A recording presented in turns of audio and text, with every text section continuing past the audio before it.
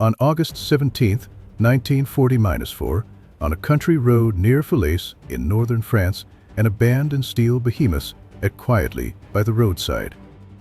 August sunlight filtered through the torn canvas canopy, casting mottled shadows across the weathered steel frame. The engine still held warmth, the radiator ticking softly. The air carried the scent of unburned diesel and lingering gunpowder. This GMC CCKW truck, belonging to an American convoy, had just survived a strafing run by the German Air Force. Such attacks had become increasingly rare in 1940- for France. The Luftwaffe had long lost air superiority, and this sortie was nothing more than a dying gasp. Mechanics of the 270-6th Infantry Division approached cautiously, eyeing the behemoth the Americans called the Deuce and a Half. One mechanic shouted, "Get the WWII. This one's intact." Over the next hour, their discovery would confirm a fear that had been growing since Normandy. Germany had already lost this war, not on the battlefield, but in the factories of Detroit. The truck was considerably larger than German vehicles, rated for 2.5 tons. It made the standard Opel Blitz look modest by comparison, yet the mechanics immediately noticed something unexpected about this American machine. It was not complicated. The 6- cylinder engine lay open and accessible, parts labeled clearly in English. The mechanic opened the toolbox on the running board, finding standard wrenches, pliers, and a manual printed on quality paper with detailed illustrations. The WWII flipped through the manual and said, "Look at this, every step explained with pictures." A child could understand it. They had captured American trucks before, but never examined one this closely. This GMC bore markings indicating it was a 1940-3 model, CCKW 3-5-3 long wheelbase variant. The production number showed it was one of thousands produced that year at the Pontiac plant. One factory, 1 year, thousands of vehicles. The first mechanical inspection revealed a philosophy. The GMC-70 engine produced 104 horsepower from 260-9 cubic inches, unremarkable by German standards. But the mechanics immediately realized that performance was never the goal. Every bolt was the same size, every nut could be turned with the same wrench.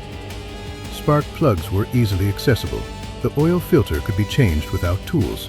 One mechanic muttered, "This was designed for idiots." The WWII corrected him. "No. This was designed for an army of millions, where most soldiers are not mechanics. This is genius." He was right. The GMC was not designed for perfection, but for America's conscript army. Farm boys from Iowa and factory workers from Pennsylvania could become combat drivers with minimal training. Every component prioritized either replacement. Nothing was exotic, nothing required specialized knowledge. They examined the 6- wheel doctor system, a simple transfer case engaging the front axle with a single lever. By contrast, their Opel Blitz trucks had only rear-wheel drive. Constantly struggling in French mud, requiring extremely careful driving to avoid getting bogged down, this American truck could effortlessly traverse terrain that left German vehicles immobilized. The suspension used basic leaf springs, crude but indestructible. The WWII recalled the Opel's sophisticated torsion bar suspension, beautiful engineering that required factory tools to repair. These leaf springs could be straightened with rocks if necessary. What was most unsettling was the truth revealed by the numbers. Stamped on the frame was Pontiac Plant Number 1, and the production number indicated this truck was merely one of approximately 150,000 produced in 1940-3. One factory, 1 year, more than Germany's total production of all vehicle types combined. One mechanic did the math, asking how many such factories America must have. The answer was dozens. Chevrolet, Studebaker, International Harvester, Dodge, Ford, all producing similar vehicles to standardized military specifications, all with interchangeable parts. That evening, the unit supply officer joined the inspection. He had worked at the Opel factory in Brandenburg before the war and possessed a deep understanding of automotive manufacturing. He said, "We're looking at this the wrong way. We see a simple truck, but this represents an entire manufacturing philosophy we cannot match." He explained the American production method the GMC revealed. Stamped steel body panels work rude, but any stamping shop could produce them in quantity. The wooden cargo box used standard lumber. The canvas top was commercial fabric. Nothing was specialized, everything was abundant. He continued, pointing at the ladder frame, noting that straight channel steel welded together could be produced anywhere. Compare that to the Opel, which requires precision frame rails formed with specialized dies. The Americans designed for their advantage massive industrial capacity. The GMC was less elegant than the Opel Blitz, but superior in the metric that truly mattered, producibility. The supply officer's assessment grew increasingly grim. In 1940-3, Germany produced approximately 20-7,000 Opel Blitz trucks. The Americans probably built 20 times that many of just this GMC model alone. And that was just one manufacturer's truck. He was being conservative. American factories produced over 560-1000 CCKW trucks during the war. Germany's total wartime production of the Opel Blitz was only about 100,000, most of them for -2 versions, lacking the GMC's all-minus wheel drive capability.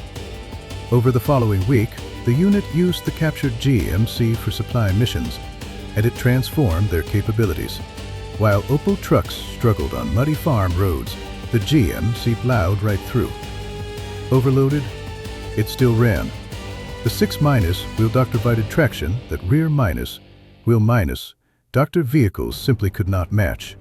A supply sergeant who drove it daily remarked on its unmatched reliability. Not because it's better built, but because it was designed to be abused. They designed it knowing soldiers would overload it, neglect maintenance, and drive it like they were trying to destroy it. That was the revelation. American engineers designed for the reality of war, not for theory. They assumed drivers would be poorly trained, maintenance would be delayed, operating conditions would be terrible. So they built accordingly, simple, rugged, forgiving.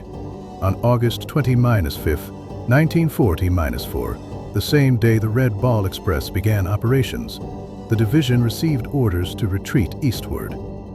They witnessed the completion of their American logistics education. An American convoy passed on a parallel road, not a tactical movement, but a supply column. Through the dust, German soldiers watched vehicle after vehicle roll past, giving up counting after half an hour. Trucks, trucks, and more trucks, stretching to the horizon like an endless river of steel. GMC CCKW trucks made up the vast majority, all identical, all loaded with supplies, all advancing toward the front lines with mechanical precision. Every vehicle painted the same olive drab, every one bearing the same markings. Every one carrying ammunition crates and fuel drums of identical specifications. This uniformity was profoundly unsettling to men accustomed to the hodgepodge of German military convoys. "Where are their horses?" a young soldier asked in genuine confusion. The Hauptfeld Wehrmacht realized this boy had never seen a fully mechanized army. In the Wehrmacht, 80% of logistics depended on horses. Just their division alone required over 5,000 horses to transport supplies. Those horses needed fodder, water, rest, and veterinary care. In good conditions, they might cover 30 kilometers a day. In bad conditions, thousands froze to death each winter. American divisions had no horses.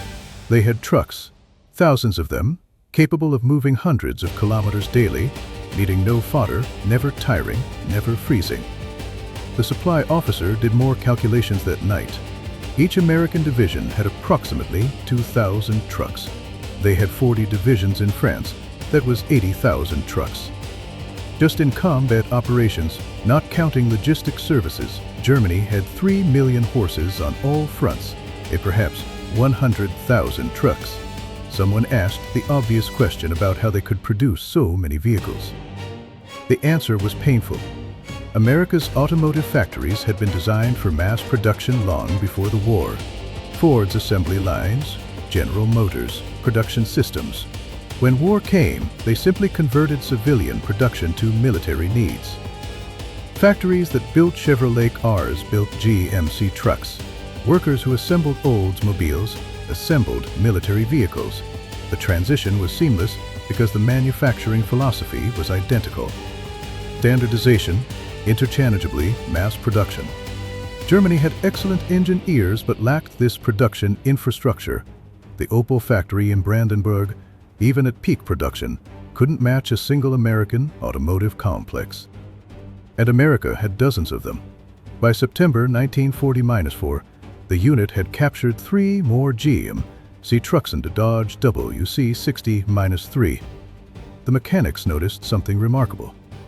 Parts were interchangeable not just between GMC trucks, but between different manufacturers as well.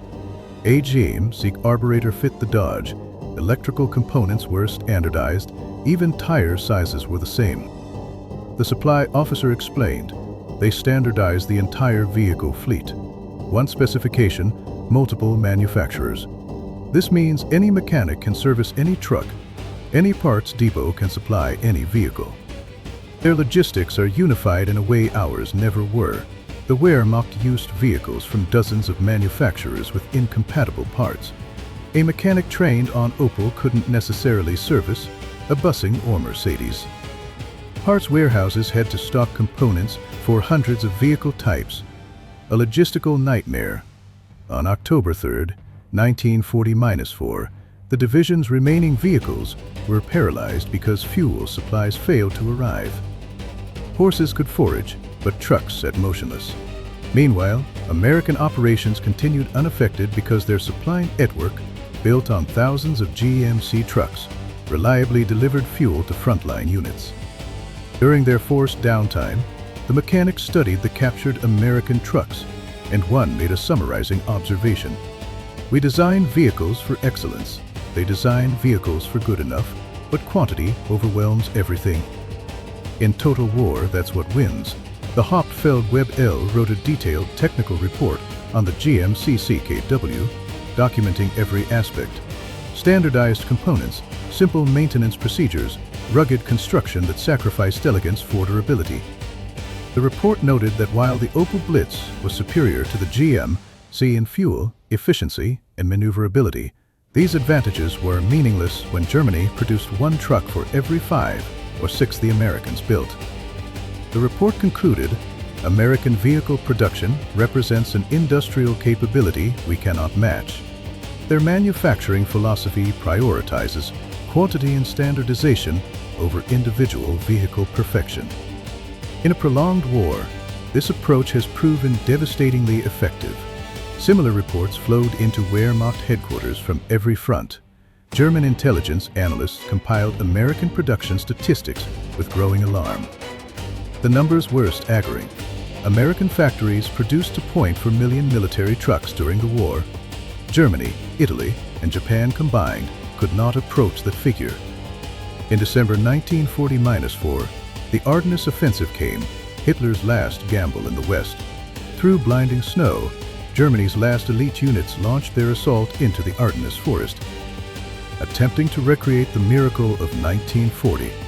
Yet the operation's logistics plan depended heavily on captured American fuel because Germany lacked sufficient fuel to sustain the offensive. German soldiers were ordered to use captured American vehicles whenever possible because German logistics couldn't keep pace. The irony was bitter. Germany's last major offensive depended on capturing the very vehicles and fuel that symbolized why Germany was losing. The 270-6th Infantry Division participated in the offensive using their collection of captured American trucks alongside their few remaining Opel vehicles. When the offensive stalled, it wasn't primarily because German soldiers lacked courage, though American resistance was fierce, but because German logistics collapsed. Panzer divisions abandoned tanks when fuel trucks couldn't reach them. Those precision war machines worth hundreds of thousands of marks reduced to useless steel. Infantry units reverted to horse-drawn wagons because motorized transport had broken down, as if time had rolled back a century. Meanwhile, American supply operations continued with mechanical efficiency. The Red Ball Express had ended in November, but American logistics now operated from Antwerp, Brussels, and Cherbourg. Trucks moved supplies on routes that became more efficient as engineers rebuilt French infrastructure. The American Army was a machine fed by industry, operating at a scale Germany had never achieved. In January 1940-5, as the Ardennes offensive failed and German forces retreated, the captured GMC trucks proved invaluable. They still ran. Under the same harsh conditions, most Opel trucks had broken down. The difference wasn't just maintenance, it was design philosophy. The GMC was built to absorb punishment. The Opel was built to German standards of precision that couldn't tolerate wartime abuse. By March 1940-5, the 270-6th Infantry Division was defending positions in the Rhineland. American forces had crossed the Rhine in overwhelming strength. The mechanics watched American supply operations with professional admiration tinged with despair. The Hauptfeldwebel observed, "They've built an army that runs on logistics, and they've built logistics that can't be stopped. Our army was built on the assumption we'd fight short campaigns where tactical excellence would overcome material disadvantages. We never planned for this, years of sustained combat against an enemy that produces equipment faster than we can destroy it." On April 18, 1940-5, the division surrendered. As the Hauptfeldwebel laid down his weapons, his gaze swept one last time over those captured GMC trucks. They still sat there, engines ready to start at a moment's notice, as if silently declaring something. They became prisoners, transported to processing centers in American GMC trucks. Sitting in the back of what had been enemy trucks, the German mechanics silently absorbed the weight of this final lesson. The journey provided one last education in American industrial capacity. At the processing center near Koblenz, prisoners saw hundreds of American trucks lined up in motor pools, sunlight gleaming off their olive-drab bodies. Young American soldiers maintained them with casual efficiency that would have been impossible in the Wehrmacht. Chewing gum, hands working swiftly. Parts were abundant, tools readily available, maintenance manuals simple enough for minimal training. A captured mechanic spoke with an American motor sergeant who said, "You guys are mechanics. Great, we need mechanics. Can you work on these?" The sergeant gestured at the GMC trucks. "Yes, we've maintained several captured ones." "Good. The war's over for you, but these trucks still need maintenance. I can get you assigned to the motor pool. Better than sitting behind wire." Over the following weeks, German mechanics worked alongside American soldiers, maintaining the very vehicles that had helped defeat them. The American sergeant explained the maintenance philosophy with unguarded honesty. "We designed everything for speed, quick maintenance, common parts, simple procedures. See this engine? A 2-man team can do a complete overhaul in 8 hours using field tools. Try doing that with one of your trucks." The German mechanic acknowledged the truth. An Opel engine overhaul required factory conditions and specialized equipment. "We designed for precision. You designed for practicality." Exactly. In peacetime, your way probably produces better vehicles. In wartime, our way produces vehicles that keep armies moving. How many of these GMC trucks do you think we built? I don't know, hundreds of thousands. Over 500,000 of just this model. Then there's the Dodges, Studebaker Caress, Internationals. Millions of trucks total. That's what won the war. Not better equipment, but more equipment than you could ever destroy. The American continued, "You know what's funny? These trucks aren't that complicated. We used commercial truck technology, barely modified it for military use. The engine's a commercial design, the transmission's commercial. We just made it rugged and produced it in massive quantities." This was the lesson German mechanics absorbed completely. America had won through industrial philosophy as much as industrial capacity. They designed for mass production from the start, standardized ruthlessly, prioritized reliability over sophistication, and built supply chains that could sustain operations indefinitely. The mechanics spent months in prisoner camps, many working in American motor pools. They witnessed the scale of American logistics daily. convoys of hundreds of trucks moving supplies across occupied Germany, repaired depots with more spare parts than entire German divisions had possessed. Production systems so efficient that damaged vehicles were often replaced rather than repaired because new vehicles arrived faster than repairs could be completed. In late 1940-5, as repatriation began, German mechanics returned to a devastated homeland. Cities were rubble, factories destroyed, the streets thick with ashen despair, but everywhere were American vehicles. GMC trucks hauling reconstruction materials, jeeps carrying occupation forces, equipment supporting the beginning of German rebuilding. These trucks that had been enemies were now instruments of revival, a historical turn that was deeply ironic. The Hauptfeldwebel, now just a civilian in a faded old coat, found work at a reconstruction depot in Frankfurt.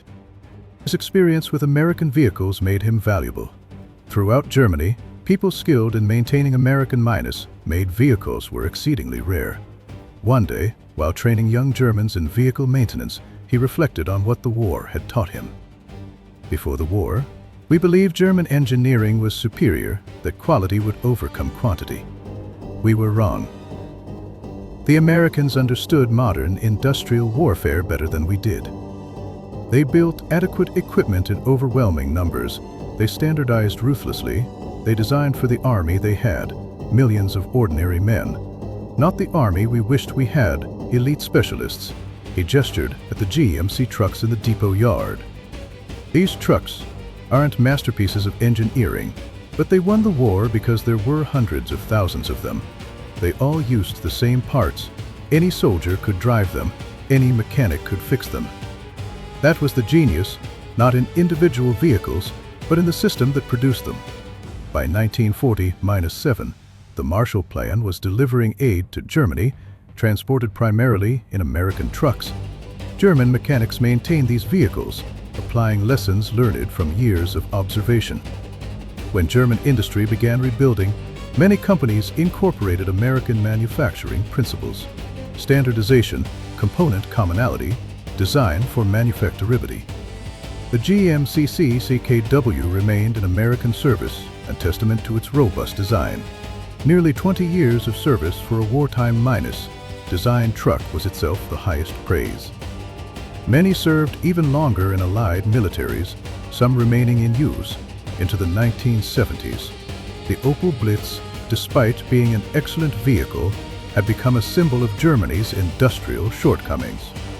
Refined yet scarce, elegant yet fragile, in the decades that followed, German automotive manufacturers merged German engineering precision with American mass production techniques. Mercedes-Benz, BMW, and the rebuilt Volkswagen created vehicles that combined both philosophies: precision engineering design for efficient mass production. This fusion produced the world-renowned German automotive industry, maintaining rigorous engineering tradition while mastering American-style mass production wisdom, ultimately becoming a global benchmark. Former Wehrmacht mechanics, those who had maintained both German and American vehicles during the war, became valuable consultants to rebuilding German industry. They understood both approaches and could articulate why the American system had proven superior in sustained conflict. One such consultant, in a 1960-7 interview for an automotive trade journal, summarized the lesson. The GMC truck taught us that in modern warfare, perfection is the enemy of good enough. Germany designed beautiful vehicles that were too complex to produce in necessary quantities, and too sophisticated to maintain in the field. America designed adequate vehicles that could be produced by the millions and maintained by anyone.